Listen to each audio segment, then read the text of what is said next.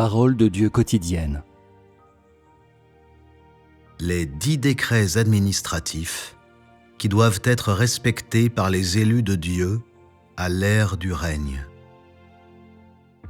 1. L'homme ne doit pas se magnifier ni s'exalter.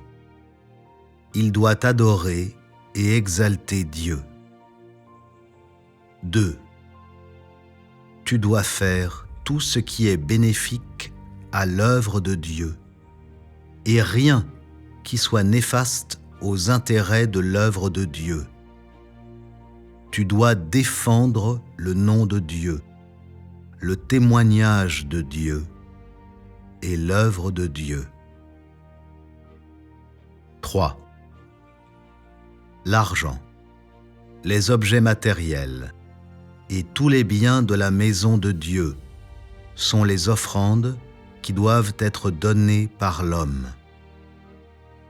Seul le sacrificateur et Dieu peuvent jouir de ces offrandes, car les offrandes de l'homme sont pour la jouissance de Dieu. Dieu ne partage ses offrandes qu'avec le sacrificateur, et personne d'autre n'est qualifié ou n'a le droit de jouir d'aucune partie d'entre elles. Toutes les offrandes de l'homme, y compris l'argent et les choses dont on peut jouir matériellement, sont données à Dieu, non à l'homme. Et ainsi, l'homme ne doit pas jouir de ces choses. Si l'homme devait en jouir, alors il volerait des offrandes. Quiconque fait cela est un Judas, car en plus d'être un traître, Judas s'est aussi servi de l'argent qui était mis dans la bourse. 4. L'homme a un tempérament corrompu et, de plus, il possède des émotions.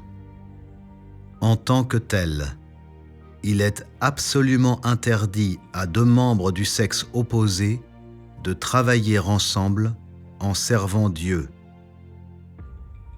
Quiconque est découvert le faisant sera expulsé, sans exception, et personne n'est exempt.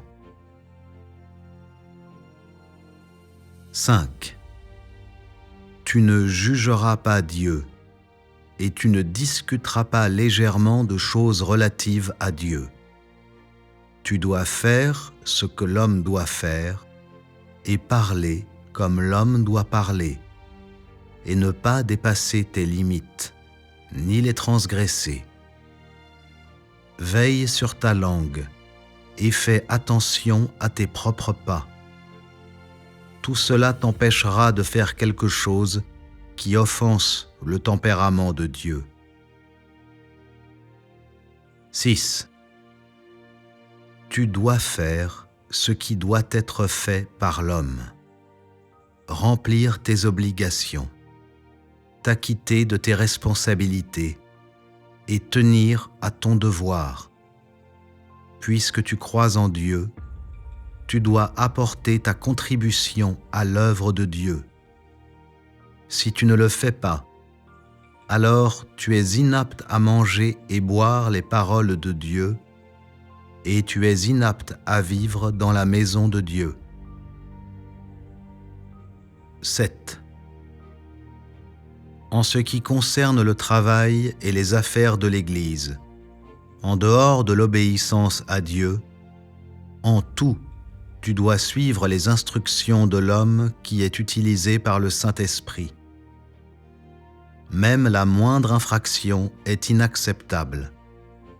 Tu dois être absolu dans ta conformité et ne dois pas analyser le bien ou le mal. Ce qui est bien ou mal n'a rien à voir avec toi. Tu ne dois te préoccuper que de l'obéissance totale. 8. Les gens qui croient en Dieu doivent obéir à Dieu et l'adorer. Tu ne dois exalter ou admirer aucune personne. Tu ne dois pas donner la première place à Dieu, la deuxième place aux personnes que tu admires et la troisième place à toi-même. Personne ne devrait occuper une place dans ton cœur et tu ne devrais pas considérer les gens, en particulier ceux que tu vénères, comme étant à égalité avec Dieu, comme s'ils étaient ses égaux. Cela est intolérable pour Dieu. 9. Tes pensées devraient être tournées vers le travail de l'Église.